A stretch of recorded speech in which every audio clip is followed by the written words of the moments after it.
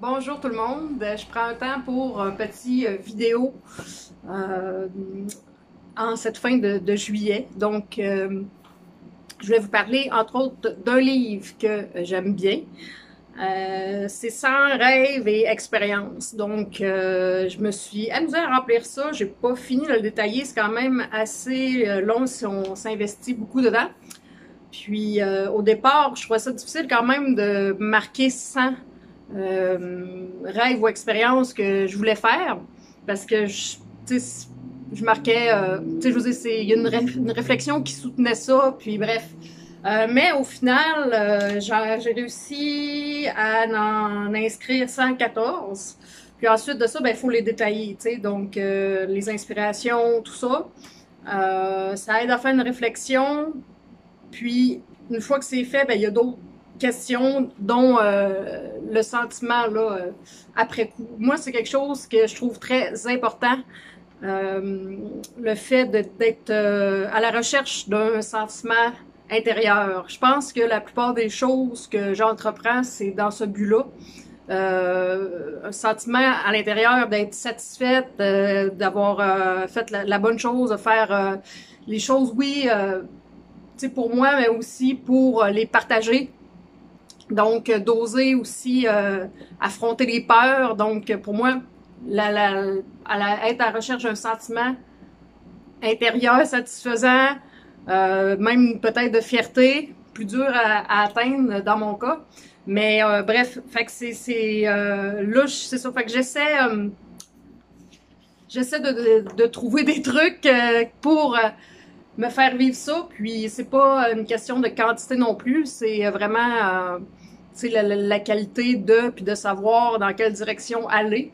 Fait que c'est un petit livre comme ça que je suis tombée par hasard, puis finalement je trouve que ça a bien du bon sens. Ça me forçait aussi à ouvrir toutes les possibilités, les choses que je voudrais apprendre, les choses que je voudrais expérimenter, les choses que, bref, voir, ressentir, tout ça.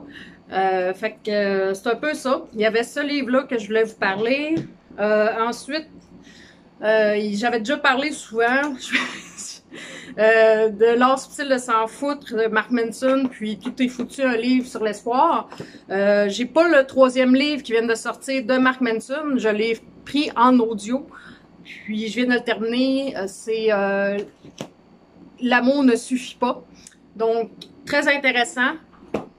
En fait, j'ai appris là-dedans que Mark Manson, c'était un conseiller là, en problèmes conjugaux avant de s'être lancé dans l'écriture. Donc, il en a vu pas mal, puis il explique dans ce livre-là, en fait, les dynamiques qui s'installent dans les couples qui sont quand même fréquents. Puis il explique comment les enjeux de chaque personne peuvent s'imbriquer un l'autre, au niveau de l'inconscient puis tout ça. Puis de prendre d'être lucide là, par rapport à ça, parce que dans le fond, quand on s'imbrique dans nos symptômes avec quelqu'un d'autre, ben ça stagne, puis même que ça peut on peut régresser.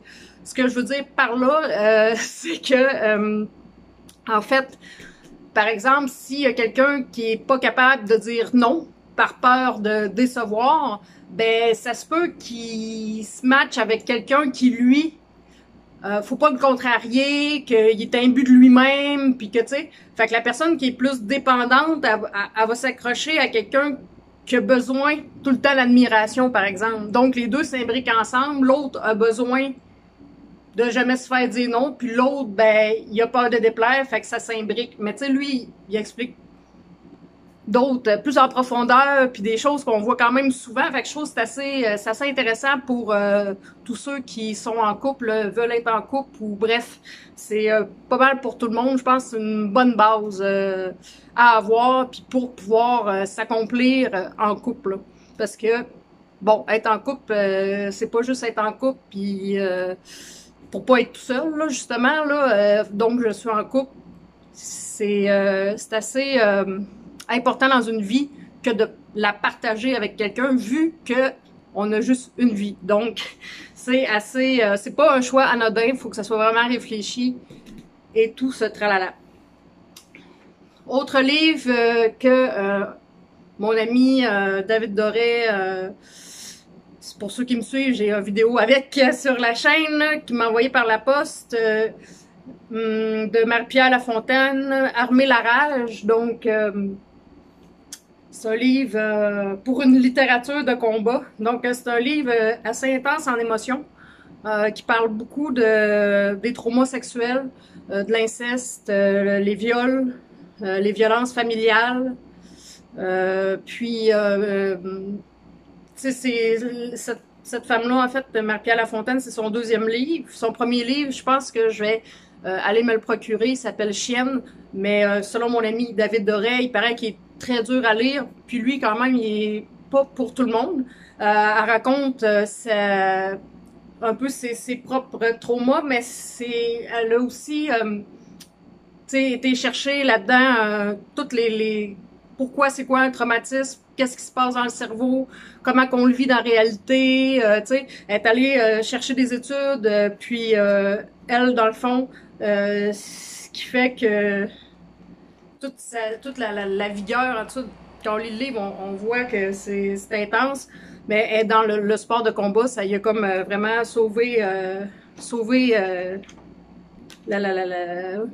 ça a commencé à vivre comme ça, finalement, au lieu de survivre. Puis ça, c'est vraiment quelque chose qui me rejoint, là, vu que je tripe vraiment en boxe là, depuis un certain temps. Donc, un livre qui est dur, mais que je pense qu'il vaut la peine d'être lu.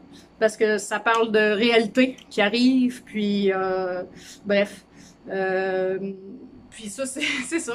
Dans le fond, c'est pas la première fois que quelqu'un m'envoie un livre par la poste, puis je prends tout le temps la peine des livres. Je sais pas, tout le monde m'envoie ça, puis il y en avait un moment donné qui m'avait envoyé un livre, il dit, il est tellement plate, regarde, je le veux même pas, je vais te l'envoyer par la poste, puis moi, tu sais, je lis les livres qu'on m'envoie par la poste, qu'ils soient plates ou pas, puis c'est vrai que c'était pas vargeux, mais bon, j'en ferai pas une vidéo non plus, mais lui, par contre, c'était pas le même, c'était pas David Doré, là, quand même, là, qui m'avait, c'était un inconnu des réseaux sociaux, fait que ça, c'est quand même bien. Je vais peut-être vous reparler de son premier livre. Elle a gagné des prix là, avec son premier livre.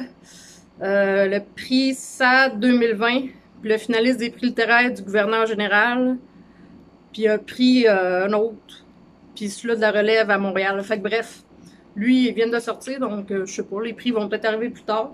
Qui sait? Fait que là-dessus, je voulais vous faire un petit wrap-up des dernières lectures que j'avais faites, puis un livre de réflexion qui aide à passer à l'action. Sur ce, je vous souhaite un bon mois d'août. On se reparle en vidéo, probablement, c'est ça, quelque part dans le mois d'août. Alors, prenez soin de vous. Ciao!